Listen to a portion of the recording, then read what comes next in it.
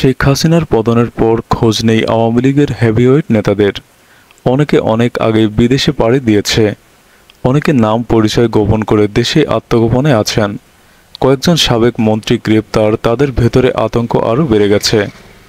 আওয়ামী লীগের হেভিওয়েট নেতাদের মধ্যে ওবায়দুল কাদের, তৎকালীন স্বরাষ্ট্রমন্ত্রী আসাদুজ্জামান খান কামাল, পররাষ্ট্রমন্ত্রী হাসান মাহমুদ, সাবেক খাদ্যমন্ত্রী আমির হোসেন আমু, সাবেক কৃষিমন্ত্রী ডক্টর আব্দুর রাজ্জাক, আওয়ামী লীগের সভাপতি মণ্ডলীর সদস্য ও সাবেক সংসদ সদস্য শেখ সেলিম, সাবেক বস্ত্র ও পাট মন্ত্রী জাহাঙ্গীর কবির নানক, সাবেক তথ্য প্রতিমন্ত্রী মোহাম্মদ এ আরাফাত, আওয়ামী লীগের যুগ্ম সাধারণ সম্পাদক মাহবুবুল আলম হানিফ ও আওয়ামী লীগের যুগ্ম সাধারণ সম্পাদক আফম বাহাউদ্দিন নাসিম, তৎকালীন আইজিপি চৌধুরী আবদুল্লাহ আল মামুন সহ সাবেক 3 আইজিপি, বহুল আলোচিত পুলিশ কর্মকর্তা হারুনুর রশিদ, বিপ্লব কুমার সহ হাই প্রোফাইল ব্যক্তিরা এখন কোথায়, এই প্রশ্ন ঘুরপাক খাচ্ছে মানুষের মনে। এসব নেতা ও পুলিশ কর্মকর্তাদের অবস্থান নিয়ে নানান গুঞ্জন চলছে। তারা কোথায় আত্মগোপন করেছেন, দেশে আছেন নাকি বিদেশে পালিয়ে গেছেন? এসব প্রশ্নের উত্তর পেতে চান ছাত্র আন্দোলনে হতাহতদের পরিবার সহ দেশের অধিকাংশ মানুষ।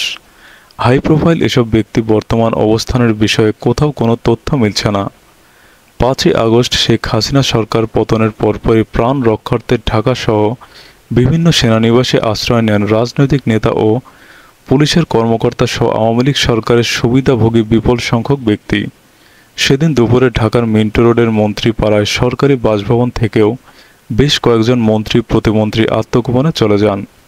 এদিকে রাজনৈতিক নেতা, পুলিশ কর্মকর্তা ও সরকারের সুবিধাভোগীদের অবস্থান ও অন্তর্ধানের বিষয়ে বিভিন্ন গুঞ্জন শুরু হলে গত 18ই আগস্ট আন্তঃবাহিনী জনসংযোগ অধিদপ্তরের এক বিজ্ঞপ্তিতে বলা হয়, শেখ হাসিনার পতনের পর প্রাণ রক্ষার্থে রাজনৈতিক ব্যক্তিত্ব, বিচারক, পুলিশ সদস্য সহ 626 জন সেনানিবাসে আশ্রয় নিয়েছিলেন।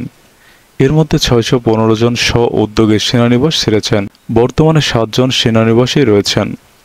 আশ্রয় দেওয়া ব্যক্তিদের মধ্য থেকে এ পর্যন্ত 4 জনকে তাদের বিরুদ্ধে আনীত অভিযোগ বা মামলার ভিত্তিতে যথাযথ আইনি প্রক্রিয়া অনুসরণ করে আইনশৃঙ্খলা রক্ষাকারী বাহিনী আইএসপিআর এর পক্ষ থেকে রাজনৈতিক ব্যক্তিত্ব ও পুলিশ সহ বিভিন্ন ব্যক্তিদের স্ব উদ্যোগে সেনানিবাস ছাড়ার কথা বলা হয়েছে। তবে তারা এখন কোথায় অবস্থান করছেন এ ব্যাপারে আইনশৃঙ্খলা বাহিনীর কোনো সংস্থা জানাতে পারেনি। 5ই আগস্টের পর চাকরিচ্যুত মেজর জেনারেল জিয়াউল আহসান সহ গ্রেপ্তার হয়েছেন সশস্ত্র বাহিনীর 2 কর্মকর্তা। শেখ হাসিনা পদত্যাগ করে ভারতে পালিয়ে যাওয়ার পরপরই হযরত শাহজালাল আন্তর্জাতিক বিমানবন্দর হয়ে দেশ ত্যাগের চেষ্টা করেন আওয়ামী লীগের সরকারের মন্ত্রিসভার একাধিক সদস্য। গত 6ই আগস্ট সাবেক তথ্য প্রযুক্তি প্রতিমন্ত্রী জুনায়েদ আহমেদ পলককে বিমানবন্দর থেকে আটক করা হয়। একই দিনে সাবেক পররাষ্ট্রমন্ত্রী হাসান মাহমুদকে ইমিগ্রেশন পুলিশ আটকে দেওয়া হয় বলে একাধিক সূত্র জানায়। আটক ও আত্মগোপন নিয়ে নানান গুঞ্জন।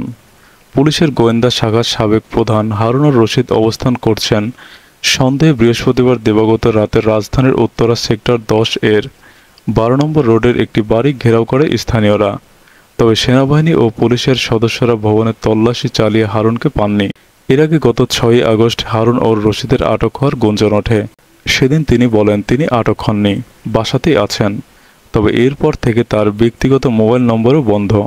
আওয়ামী লীগের সাধারণ সম্পাদক ওবায়দুল কাদের ও সাবেক স্বরাষ্ট্রমন্ত্রী আসাদুজ্জামান খান কামালের অবস্থান নিয়েও নানান কথাবার্তা শোনা যাচ্ছে।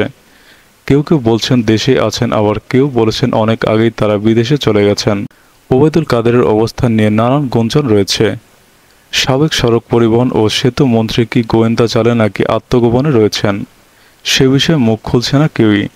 তার সিঙ্গাপুর ও ভারতে পালিয়ে যাওয়ার গুঞ্জন শোনা গেলেও একাধিক সূত্র নিশ্চিত করেছে ওবায়দুল কাদের ভারতে কিংবা সিঙ্গাপুরে পালিয়ে যেতে পারেননি, তিনি গোয়েন্দা জালে রয়েছেন। র্যাবের মুখপাত্র লেফটেন্যান্ট কর্নেল মোহাম্মদ মুনিম ফেরদৌস বলেছেন, টিপু মুন্সিকে ঢাকার গুলশান 1 নম্বর থেকে গ্রেপ্তারের পর গুলশান থানায় সোপর্দ করা হয়। গত জুলাই মাসে রংপুরে বৈষম্য বিরোধী ছাত্র আন্দোলন চলাকালে গুলিবিদ্ধ হয়ে নিহত শ্রমিক মুসলিম উদ্দিন মিলন হত্যা মামলায় আসামি তিনি।